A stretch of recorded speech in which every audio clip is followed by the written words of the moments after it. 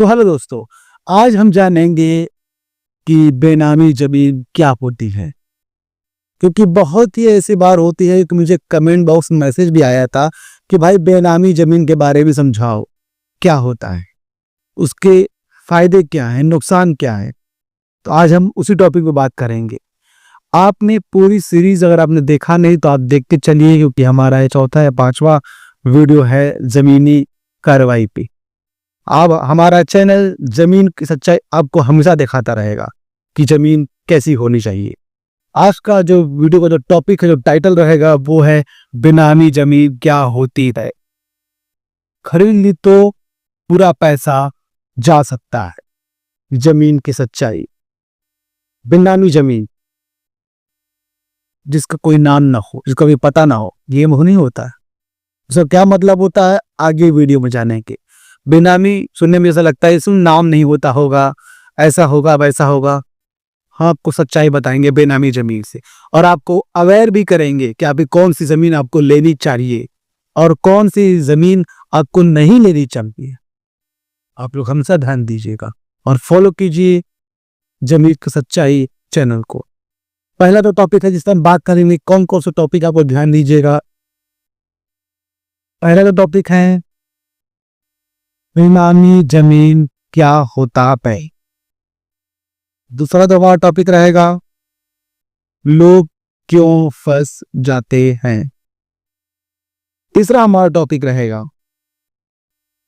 अगर बेनामी जमीन खरीद ली तो। चौथा हमारा टॉपिक सुन लीजिए ध्यान से, कैसे पहचान दें बेनामी जमीन। जी समझिए, आप लोग ध्यान दीजिएगा, वीडियो को जल्द आखिरी तक आप लोग देखिए, वीडियो को पूरा देखिए और ध्यान दीजिएगा। पहले टॉपिक कौन समझेंगे, बेनामी जमीन क्या होता है।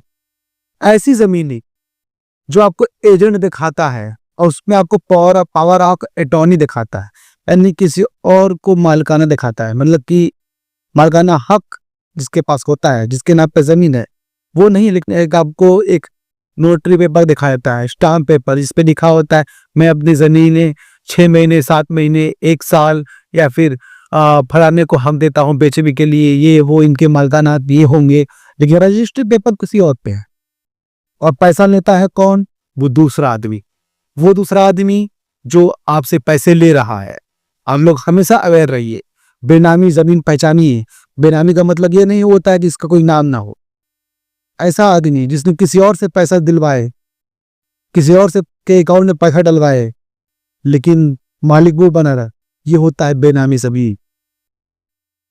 दूसरा टॉपिक है हमारा लोग क्यों फंस जाते हैं। लोग इसीलिए फंस जाते हैं, मैं आपको हर वीडियो में बताता हूं, लोग इसीलिए फंस जाते हैं कि वो लोग ध्यान नहीं देते हैं। क्या नहीं देते, जन्म कुंडली के, जमीन की जन्म कुंडली क्या है। आपको मैं हमेशा बताता रहता हूं जन्म कुंडली के बारे में। आप लोग जमीन की जन्म कुंडली जरूर निकालिए, 36 के 36 गुण आप मिलाइए। आपने पैसा बहुत ही मेहनत से कमाया है, किसी भी जमीन पे नहीं फंसा देना है। आप लोग अवेयर हो जाइए, ध्यान दीजिए, अपने मकसद से पीछे मत हटिए। मकसद आपका क्या है, मकसद आपका है जमीन की कुंडली निकालना। जी हाँ, जमीन की कुंडली निकालना आपका ही मकसद है। आपने जो पैसा दिया है उस पैसे का अर्थ निकलना। तीसरा हमारा टॉपिक क्या है, अगर बेनामी जमीन खरीद ली तो क्या, पैसा बर्बाद, जो कि फर्जी वाला ही कहा जाएगा ना इसको। जिसके नाम पे जमीन है उसने रजिस्ट्री की ही नहीं, आपकी उसकी रजिस्ट्री आपकी हुई ही नहीं, होगी ही नहीं। उसने अपने अंदर तो पूरा पैसा उसको दे दिया, किसी तीसरे आदमी को। वो बोला कि मेरी जमीन है, मेरी जमीन है, आपने बिना पता करवाए ऐसी जमीन ले लिया। उसको बेनामी जमीन ही तो बोलेगी, क्या बोलेंगे उसको। यानी फर्जीवाड़ा वाली जमीन ही बेनामी जमीन होती है।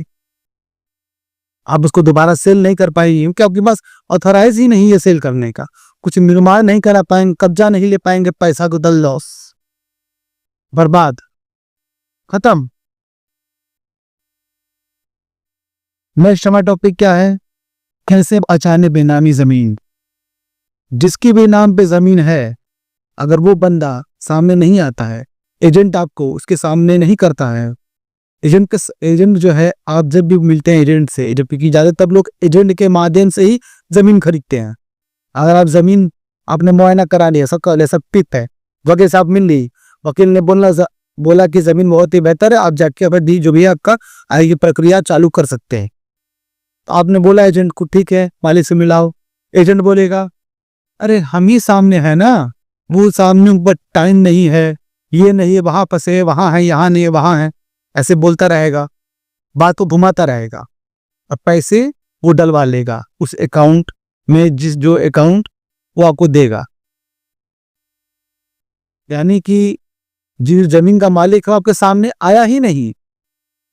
जब जमीन का मालिक आपके सामने आएगा ही नहीं तो आप पैसे क्यों देंगे? लेकिन लोग देकर फंस रहे हैं, मैंने देखा है, मैं अपने मोहल्ले में देखा है। आप चल रहे हैं आजकल लोग, जिसके भी साथ ऐसा हुआ है आप लोग कमेंट बॉक्स में मैसेज जरूर कीजिएगा।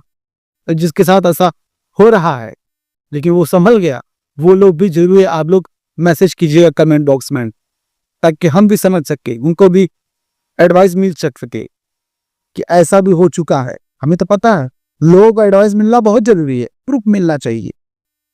आप लोग ध्यान दीजिए हमेशा। इससे बचने के तरीके क्या हो सकते, आप लोग ध्यान दीजिएगा। जब भी आप जमीन लेते हैं, जैसे कि आप जमीन जब भी लेते हैं, ये जमीन है, आप जमीन जब भी लेते हैं इस आदमी से, ये जो आदमी है, इस आदमी जमीन लेते हैं तो इसके को आप कैश मत दीजिए। क्या कैश नहीं देना है आपको। आपको जब भी देना है क्या, बैंक के थ्रू, आरटीजीएस, आरटीजीएस करना है आपको। जब भी जमीन लीजिए, जितना भी आपने अमाउंट डाला है, 1 रुपया दिया है तो 1 रुपये भी आप आरटीजीएस करिए, ताकि कोई फर्जीवाड़ा होने के बाद आप बैंक के माध्यम से उससे निपट सकते हैं। आपके पास प्रूफ रहेगा। अगर आपने किसी को कैश दे दिया है तो क्या प्रूफ है कि आपने उसको पैसा दिया है? वो हमेशा इनकार कर सकता है, और करे नहीं करेगा। जो बेनामी यानी कि जो फर्जीवाड़ा करेगा वो आपसे कैश ही मांगेगा आंसर कि आप लोग हमेशा बैंक के थ्रू आरटीजीएस करिए हमेशा जमीन के लिए। इसे अवॉइड होने के लिए आप लोग क्या एडवाइस हमारे तरफ से आपको दी जाएगी, जो कि आपको हम एडवाइस देंगे। आपको लेना है नहीं लेना है वो आपके ऊपर है। हमारी सलाह यही है कि जमीन चाहे कितनी भी सस्ती क्यों ना लगे, बिना पूरी जांच पड़ताल और सही जानकारी के खरीदने का फैसला बिल्कुल ना करें। जमीन कितनी भी सस्ती हो, फ्री में कोई दे रहा हो, लेकिन आप सोचिए, पूछिए तो फ्री में क्यों मिल रहा है, सस्ते में क्यों है? उस एरिया की जमीन महंगी है, उस एरिया की जमीन 50 लाख रुपए, लेकिन आपको मिल रहा है 5 लाख रुपए में। ऐसे क्यों? क्या मजबूरी उसकी है कि जो 45 लाख रुपए आपको सस्ता दे रहा है? सोचिए, आप भी सोचने वाली बात है।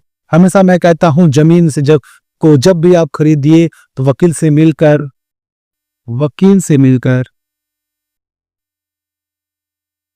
उससे निकलवाइए क्या, जन्म कुंडली।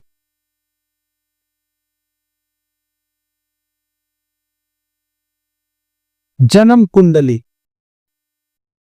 आप जब भी शादी करते हैं, मैं हमेशा एक ही आपको लाइन हमसे समझाता रहता हूं, शादी करने से पहले अपने बच्चों का अपना आप लोग जब भी जन्म कुंडली मिलवाते हैं, लड़का और लड़की की, जो 36 की 36 गुण आप देखते हैं कि 36 के 36 गुण मैच कर रहा है कि नहीं कर रहा है, तो आप जमीन लेने से पहले 36 के 36 गुण मिलाइए, जन्म कुंडली चेक कराइए। कौन चेक करेगा? वकील।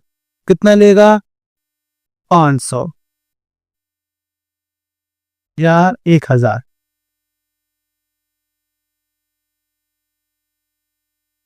अब वो कितने फसली चेक करवाना है? मिनिमम 2 फसली, 2 फसली।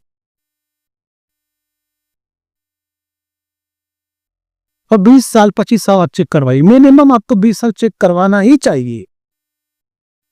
कितना भी वकील बोले 12 साल में ये फसली, अगर एक फसली भी वो बताएगा तो आप नहीं मानिए, अब बोले हमें मुझे 2 फसली की जानकारी चाहिए।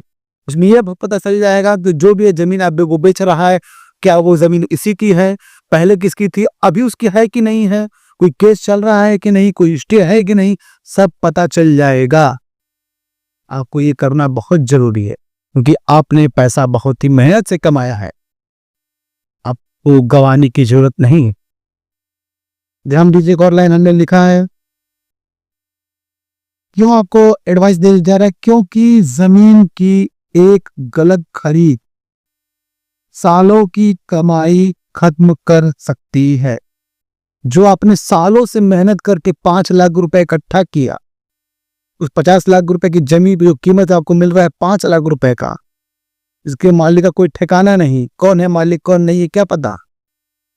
आपने बिना चेक करवाए उसको आपने पैसा दे दिया 5 लाख रुपए, आपकी सालों की मेहनत की कमाई चली जाएगी एक बार ही। आपकी क्लेम भी नहीं कर पाएंगे क्योंकि आपने कैश में दे रखा है। आप जब भी करिए पेमेंट कीजिए, आप आरटीजीएस करिए बैंक के थ्रू, आपके पास प्रूफ रहेगा। यहाँ तक कि मैंने ये भी देखा है कितने भी लोग जाते हैं किसी भी की जमीन, जो भी ये जमीन है आपका, आपने रजिस्ट्री करवाने के टाइम तो वहां पे वो लोग सरकारी पैमाना चेक करवाते हैं, सरकारी रेट क्या चल रहा है वही लिखवा दो। मान लीजिए जमीन आपने लिया है 5 लाख में, 5 लाख में, और इस जमीन की कीमत चल रही है 50,000, 50 के सरकारी कीमत, ये सरकारी कीमत है और ये मार्केट वैल्यू जो मार्केट में चल रहा है। आपने जमीन की समी कर दी है, लोगों ने 50,000 रुपए के हिसाब से ही रजिस्ट्री करवा ली। क्यों करा ली? उनको ज्यादा बोलना ना पड़े, ज्यादा दिक्कत में ना हो। दिक्कत क्या, जो 5 लाख की जमीन का मान लीजिए कि 50,000 रुपए लिखवाई लग रहा था, रजिस्ट्रेशन की जो फीस लग रही थी वकील को लेकर के, पूरा जो रजिस्ट्री की जो फीस है वो लग रही थी, वो 50,000 भी लिखवाएंगे तो 10,000 में ही काम हो जाएगा, 5,000 में ही काम उनका हो जाएगा।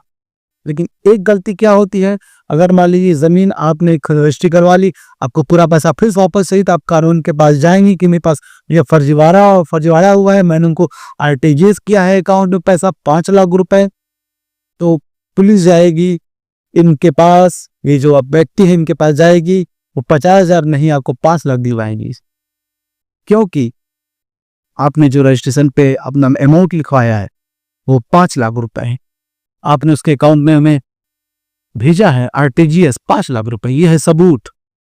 आप पूछिए, आप उंगली जरूर कीजिए कि ये जमीन सस्ती क्यों है।